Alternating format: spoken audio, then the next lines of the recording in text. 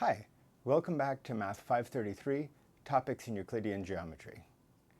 In this video, we're going to talk about axiomatic systems and how they are used in a modern setting for understanding Euclidean geometry. I have this maybe slightly clickbaity title about axiomatic systems, about a crisis of the 19th century.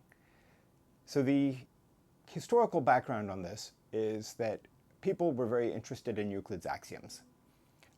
There was a lot of work from the period of Euclid, or shortly after Euclid, maybe even implicit in the Elements, from Euclid until the 19th century to try to understand to what extent Euclid's fifth axiom is actually necessary to take as an axiom. Okay, that question was resolved. We will talk about the mathematics behind that next week when we talk about parallelism. But for now, we're laying the foundations of how to make sense out of that in terms of axiomatic systems. Okay, so let's start with the first problem already that we see in proposition 1 of the Elements. So if you recall, proposition 1 said that if you give me a line segment, I am capable of constructing an equilateral triangle that has that line segment as one of its three sides. Right? You implemented that in GeoGebra. You read maybe Euclid's construction on the translation of the Elements provided by Joyce. So you've seen this and you've thought about it. And we've even, you might have seen the video last week with the two-column proof following Euclid. Okay, so let's break that down one more time.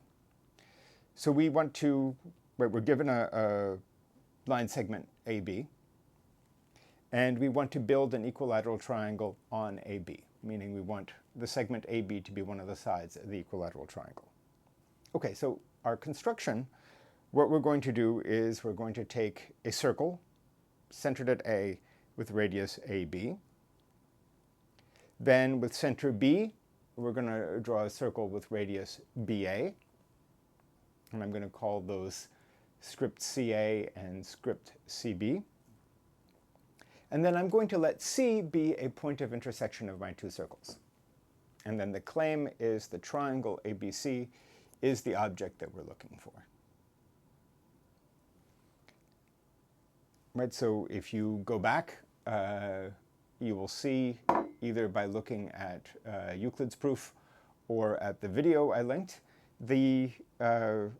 this is clearly an equilateral triangle, right? You can prove it.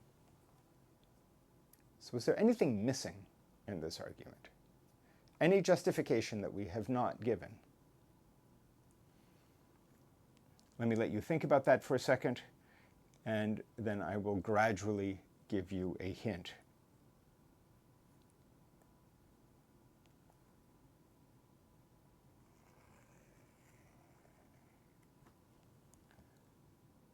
Why does that point C have to exist?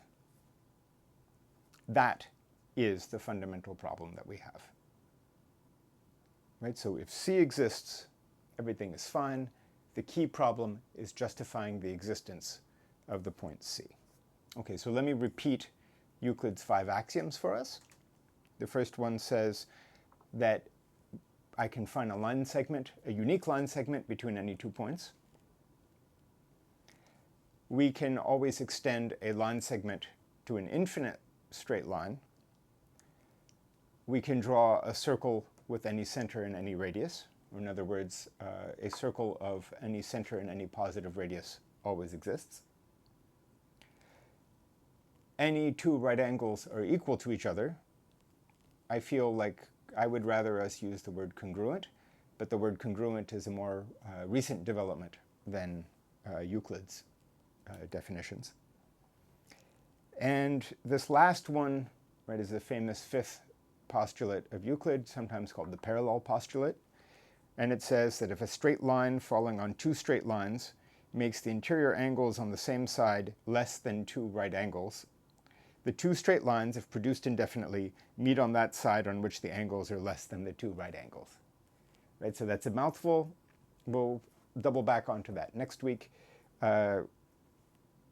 But the key question right now is, what in this list of 5 axioms forces my 2 circles to intersect? Nothing. We have nothing in here that forces our circles to intersect. So here's looking at our proof, the steps of our construction one more time. Right, so the existence of our 2 circles that we had both followed from axiom 3, that for any center and any radius there exists such a circle.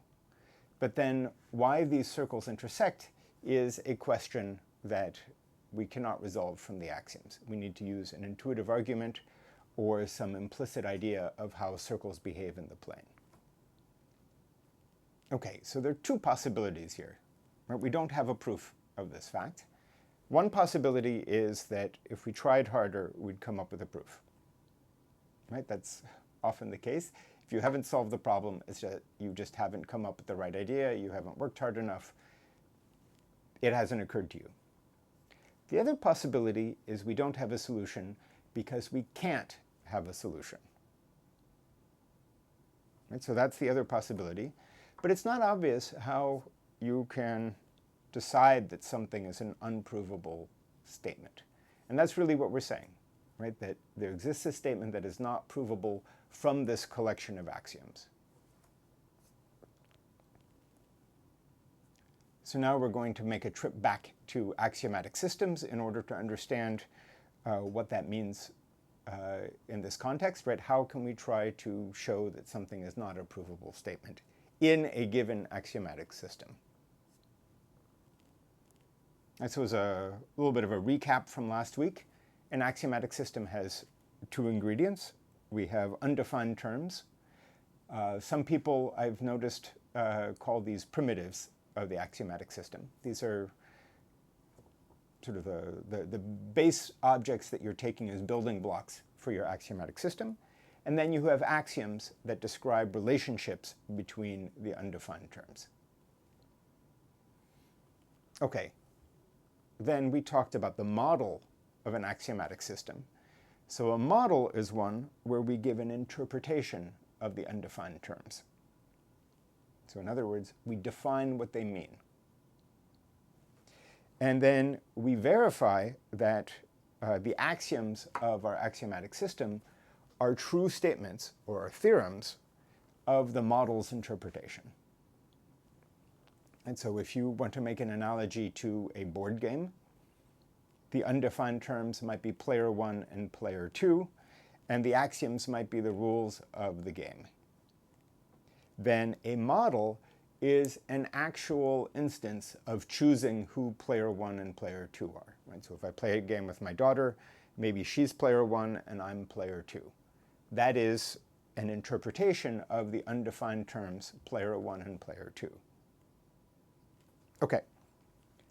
Now,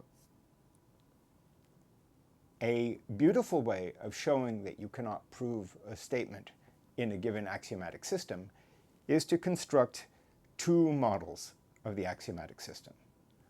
One model where the statement is true, and the other model where the statement is false. If you can construct these 2 models, then that statement is in a very deep sense independent from the axiomatic system you started out with. You need more structure to be able to determine whether that statement S is a true statement or a false statement. Right? That statement is unprovable. Right? You can neither prove it nor disprove it in the original axiomatic system because the axiomatic system describes 2 different models where the behavior is different. Okay, so what we're going to do is we're going to construct 2 models, one in which the circles intersect, and the second where the circles don't intersect. So the first model is coming to us from analytic geometry. This is something you probably studied in high school. We sometimes call it Cartesian geometry, named after the mathematician René Descartes, because he was also a philosopher, but today I'm going to claim him as a mathematician. He introduced or popularized the idea of using algebra to study geometry. So we're going to say that a point is an ordered pair of coordinates x, y in R2. We even call R2 the Cartesian product of the reals with itself. We're going to define a line to be a solution to a linear equation of the form ax plus by equals c. So L is the set of all pairs xy that solve that equation for given a, b, and c. And for this to be valid, I want that I can't simultaneously have a and b equals to 0.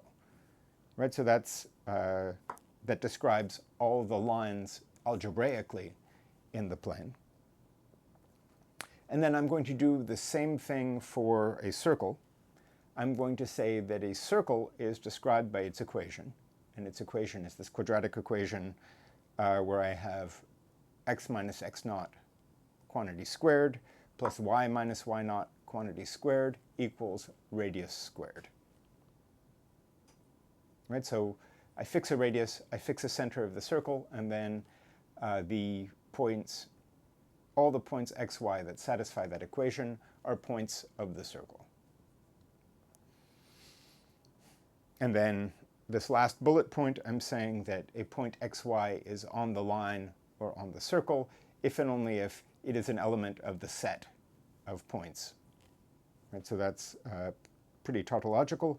The one interesting thing I have here is I'm using some mathematical notation that's quite common, where we put a statement in brackets like this to mean that we don't want to repeat the whole sentence. So you should read that as xy is on the line L if and only if xy is an element of the set L.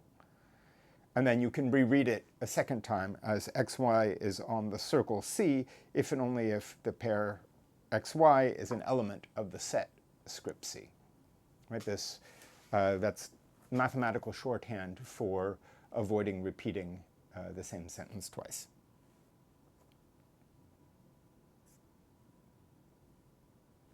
Okay, the key fact, it's a little bit annoying to check, but you can do it using some algebra, or you can use some calculus tricks and some intermediate value theorem kind of idea. What you can do is show that any two circles, not any two circles, the two circles that Euclid describes for us must intersect in this model. So now let's look at the second model. Our second model is something called the rational plane. So what we're going to do is we're going to mimic our previous construction exactly that we had for the Cartesian plane, right? The same kind of algebraic point of view, the same point of view with pairs of coordinates in the plane, except now we're going to restrict it to rational numbers. So the only legal coordinates we have are the ones where we have rational coordinates. So something like 3/2, comma 6 is in our rational plane, but if I gave you √2, comma 5, that's not in here. Right, both of those are points in the Cartesian plane, but only the first of the two is in the rational plane, whereas the second one is not in the rational plane. So I'm throwing away a lot of points. Okay, our lines are going to be all the rational points on a line with rational slope. And so here I require a, b, and c to have to be rational numbers. So that means not only rational slope, I'm also asking for a rational y-intercept. And then my circles are going to be just like circles before, except I'm only considering rational points on the circles. So I'm throwing away a lot of points on my circles, a lot of points on my lines, and I'm not even allowing lines that have irrational slope or irrational y-intercept. And then everything else I'm doing the same as before. Okay, so this, I claim, is a model of Euclidean geometry in the sense that all 5 of Euclid's axioms hold in this geometric setting. And so maybe the first one is the most interesting, which is that if I take 2 points, if they both have rational coordinates, the rise over run is going to be a rational number. So that means the slope is rational. And you can also check that the y-intercept has to be rational. So everything, right, any 2 rational points are connected by a rational line. We're good. So what we're saying now is this is a model of Euclidean geometry. And the surprising fact is proposition 1 is false in this model of Euclidean geometry.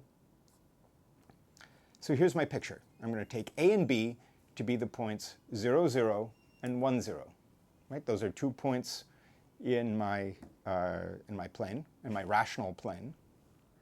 And I'm going to draw the circle of radius 1, centered at each one of those 2 points. Right? So I have the 2 points A and B in black, the circles in black. Those circles in the real plane want to intersect at my 2 red dots, C1 and C2. But those points don't have rational coordinates. Right? I have this root 3 here that messes everything up. So C1 and C2 are not in the rational plane. So these 2 circles don't intersect in the rational plane.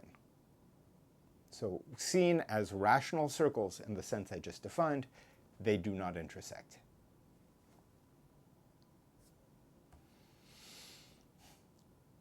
Okay, is this a problem? That's a philosophical question, but I think this is not really a problem with the elements.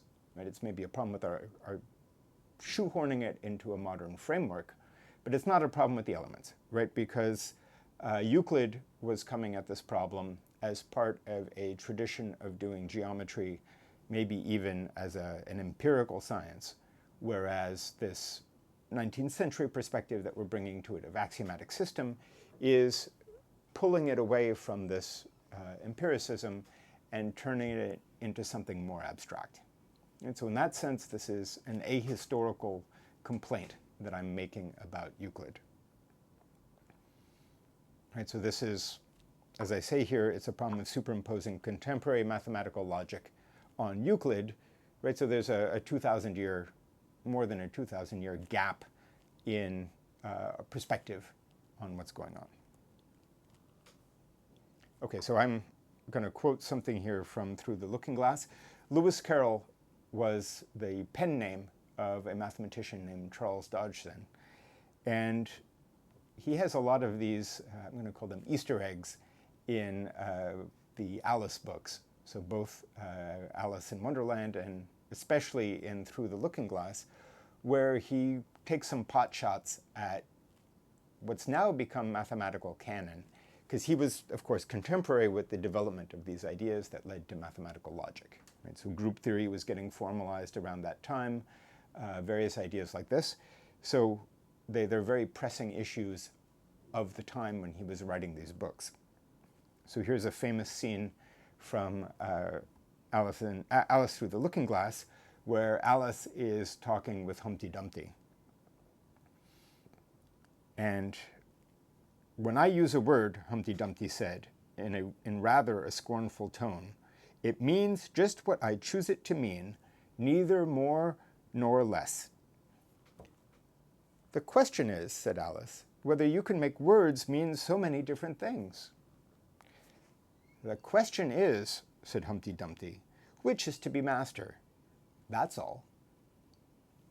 Now, if you've read more of that scene, you'll know that Humpty Dumpty is portrayed as kind of a ridiculous character, and Alice in that interaction, I feel like she represents a voice of common sense. Us mathematicians, since then, right, Lewis Carroll lost this, or Charles Dodgson lost this fight in a sense, we've gone all Humpty Dumpty on this. Right? So that's the modern interpretation, is in line with what Humpty Dumpty had to say there. I highly recommend, if you're interested in this kind of thing, I highly recommend a book by Martin Gardner. It's The Annotated Alice. I have a thumbnail of it either here or here. Check it out. It's a great book. I do have a copy. If you're in Oxford and you would like to come by my office to look at it, let me know. It has the full text of both books, and Martin Gardner then has extensive margin notes on his various commentary on mathematical things. I'll mention, I don't happen to have the Annotated Alice here in my office today, but I'll point out Martin Gardner is, for me, a personal hero of sorts. His columns for Scientific American got collected into books.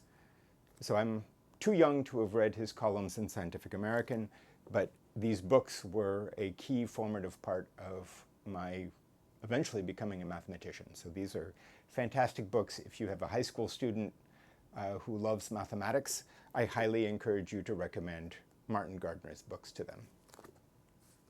So the question is, why do we take this modern perspective? Right? If I'm saying that it is ahistorical to address Euclid using this modern point of view with axiomatic systems have to bias something.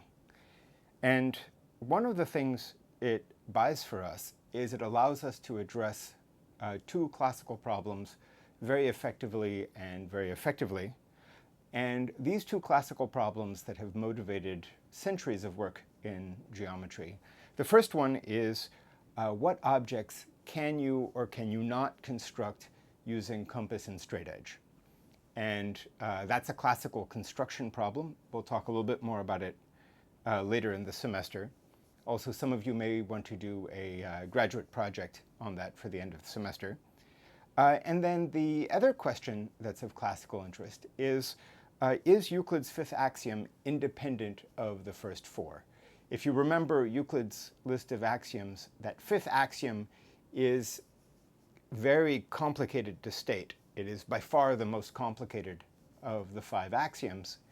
And so the question is should it actually be a theorem of a geometry that only takes the first four as axioms? As it turns out, the answer to that question is no, it must be taken as an axiom, and a way of seeing that comes from looking at other models of geometry. So that's something we will talk about next week when we talk about parallelism.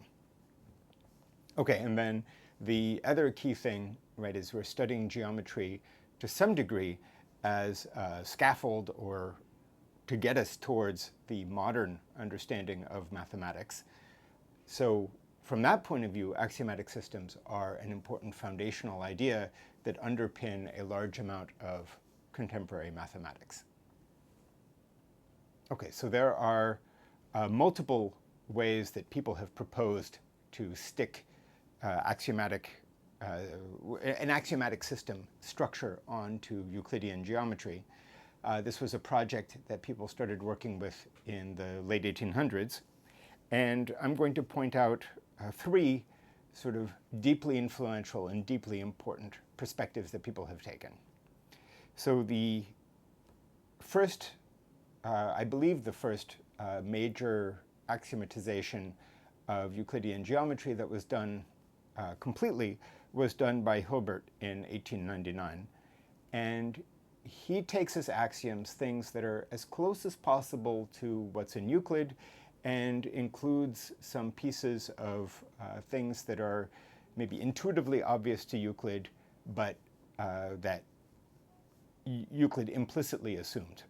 So this is, depending on how you count, on the order of 20-ish axioms that he had to flesh out Euclid's 5. Then in 1932, Birkhoff had a collection of axioms, and instead of sort of following in Euclid's footsteps, right, if you think about Euclid's axioms, Euclid talks about lines and circles in his axiomatic system. Instead, Birkhoff talks about distances and angle measures. So in that sense, people refer to Birkhoff's theory as the ruler and protractor geometry. Okay, and then an important other axiomatization is due to a logician and topologist and mathematician named Tarski. Tarski developed an axiomatic system for Euclidean geometry. Strictly speaking, he has infinitely many axioms, but they fit together in an organized way. His axiom system allows you to prove a lot of logical theorems about Euclidean geometry, and it identifies a class of statements that are valid statements, and for each of the valid statements, there exists an algorithm to determine if it has a proof or if its negation has a proof. So basically, every statement that's valid in Tarski's framework is true or is provably true or is disprovably false. Okay, that is very important from the point of view of mathematical logic and also from the point of view of automatic proof-checking software or things like that. Okay, in my opinion, they are less user-friendly than Hilbert's axioms. So we're going to look primarily at Hilbert's axioms, and we'll also look at a reformulation of Birkhoff's axioms.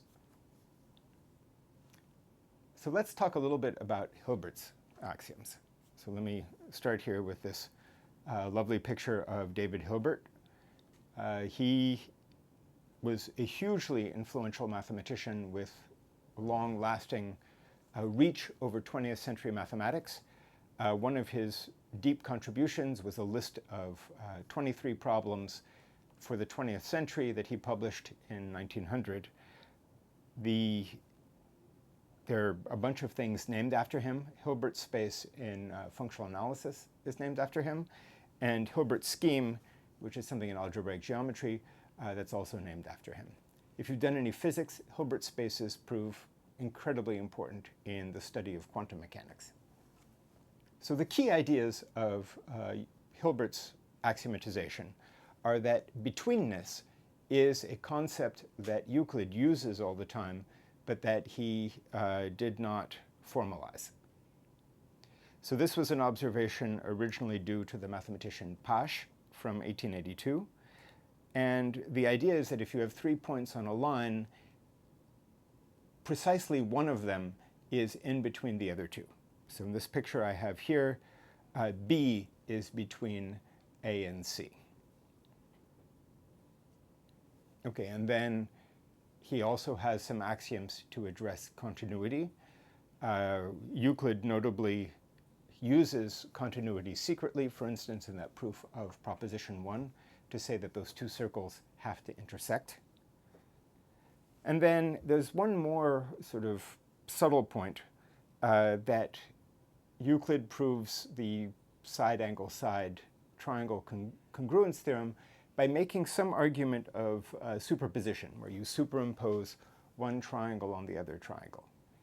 It's not 100% clear what Euclid meant by this, and what Hilbert does to just avoid this question is to take side-angle-side as an axiom. I guess a logically consistent alternative point of view is to make an axiomatic treatment of transformations of the plane. That's kind of what we'll do in our next module, but this is, in Hilbert's point of view, he takes side-angle-side as an axiom. And then otherwise, he is, I'd say, philosophically consistent with Euclid in the sense that he emphasizes the primary importance of lines and circles. Okay, so he has undefined terms, also sometimes called primitives. These undefined terms are point, line, lies on, right? That's the relationship between a point and a line, between, and then congruence. And he then has axioms of incidence, axioms of betweenness, axioms for congruence, and axioms for continuity. And then there are a couple of sort of unusual axioms. There's this so-called Archimedean axiom, which basically says that any two intervals are comparable. You can compare their length. Or worded differently, you can't have distinct points that are infinitely close together. It's a little bit technical, but it is an important axiom that Euclid uses implicitly in some of his work. Okay, and then finally there's a parallel postulate to replace that fifth axiom of Euclid's. And I have a handout with our version of Hilbert's axioms, and that's posted on Blackboard. The other major family of, I guess, axiom systems that we'll talk about are based on Birkhoff's work. Right, I said Birkhoff is the one who had this idea of ruler and protractor. These became very influential because of the school mathematics study group. So here's Birkhoff. He was, I'd say, most famous for his contributions to the field of dynamical systems. Notably, he has something called the ergodic theorem, Birkhoff's ergodic theorem. He also gave a proof of the Poincaré-Birkhoff theorem and introduced the idea of mathematical billiards. So these are very important in dynamical systems. And the SMSG was a working group that was founded at the end of the 50s and that continued until the early 70s. And they revisited the American high school math curriculum. They are maybe derisively known as the new math. You might have heard about that. At the end of this video, I'm going to give you a link to a famous Tom Lehrer song on the topic of new math. So Birkhoff's axioms were developed obviously by Birkhoff, and then the SMSG revisited them in an effort to make them more pedagogically useful for use in the high school classroom. And the main emphasis is on distances and on angle measurements.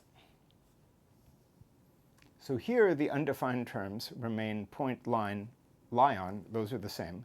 But now distance and angle measure and area are the undefined terms. And then distance is used to define betweenness. Right? So betweenness is a consequence of distance. And congruence of segments and things, and congruence of circles and congruence of angles, those are all determined by either the distance measurement or the angle measurement. So there have been people who have built on the SMSG axioms. Notably, if you've taken this class in the recent past, or we used a textbook by Venema. Venema simplified the SMSG axiom list from about 20 to about 10. I'm saying about because if you have a three-part axiom, is that one axiom or is that three? Right, so counting axioms, not so easy, but right, so there's some tension here between user-friendliness and having a minimal set of axioms. So I have a handout on Blackboard also with the SMSG axiom system.